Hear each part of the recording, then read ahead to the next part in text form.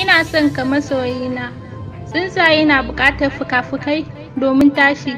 Kifi na buƙatar ruwa domin ya yi rayuwa. Ni kuma ina buƙatar ka domin na yi rayuwa cikin farin ciki. Ina son ka masoyina. Ina son mu kasance a tare. Ina son jin ka a kusa da ni. In ji yadda numfashina da naka za su gauraya. Ta yadda zan jiyo sautin bugun zuciyoyinmu a tare. Mu kasance a tare na har abada. Ina son ka. Ina fatan mafarki na ya zama gaskiya. A kullum na kwanta barci, nakan yi mafarki ka zama uban 'ya'yana. Ni kuma na zama mata a gare ka.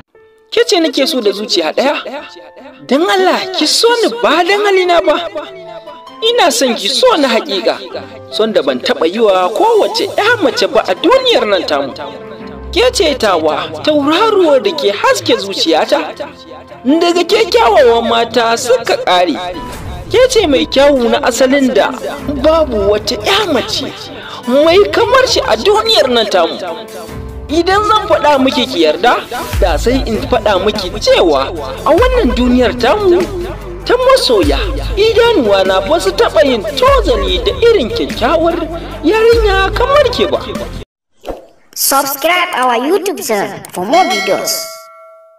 Tajuddin TV. Time for watching.